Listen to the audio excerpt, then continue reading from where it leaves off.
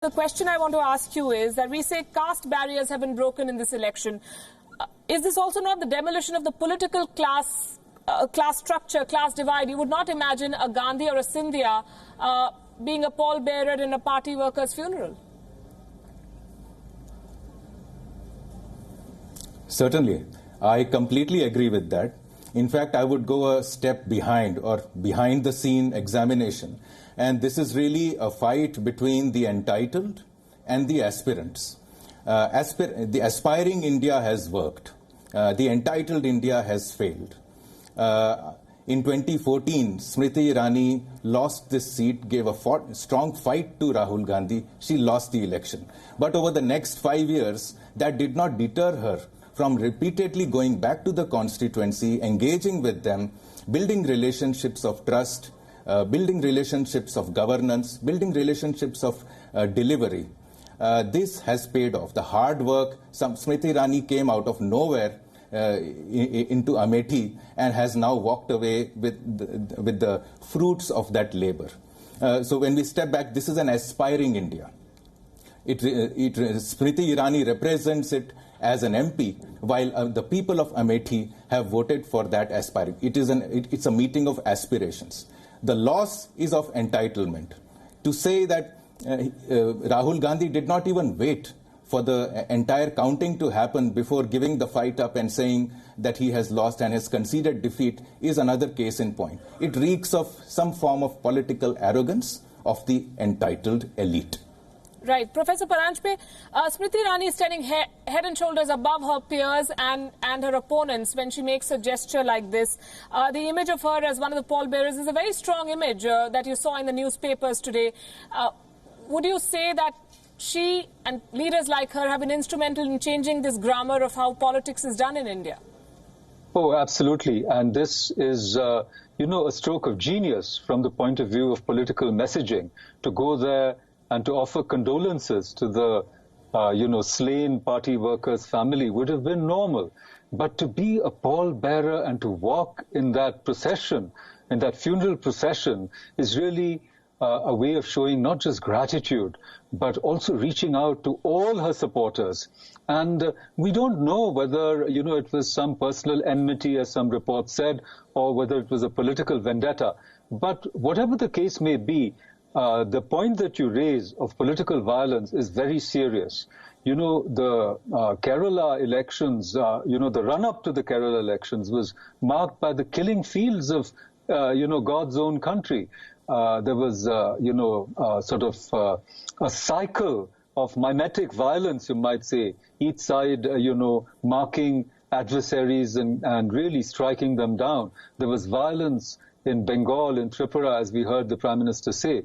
So I think this needs to change. And once again, when we sort of revert to this issue of narratives, there's so much noise made about cow vigilantes and, lynchings and so forth. But there's very little, outpour, let alone outrage about BJP workers being slain, over and over again. In fact, I made this point way back in 2016 in JNU in the nationalism debates.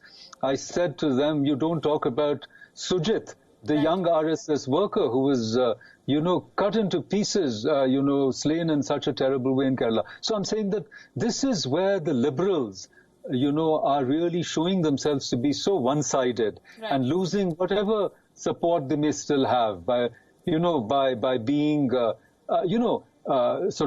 so lacking in integrity, and so one-sided. Right. I have to say that lynching is not right, and neither is this kind of murder, and two wrongs do not make a right. May I just come in? Yes. If we must condemn both. Gautam Chikermane, violence has become a part and parcel of politics in states like Kerala. I just want to make one small point. Right. Yes, please go ahead. Yeah, I just wanted to take Mr. Paranjape's argument further. There is a scientist, Anand Ranganathan, in JNU.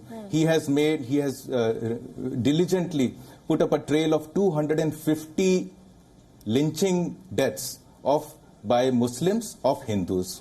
So clearly, lynching has no religion. The fact is, it's all about narratives. It seems as though the elite is only talking about the lynching where the Muslims are being killed, and all of them are bad. Please don't misunderstand what I'm trying to say. Nobody should be lynched. But in terms of reportage, in terms of narrative building, only one side, it's a single-sided. Even this particular murder in Amethi, very few of those whose hearts bleed for every lynching have condemned this incident.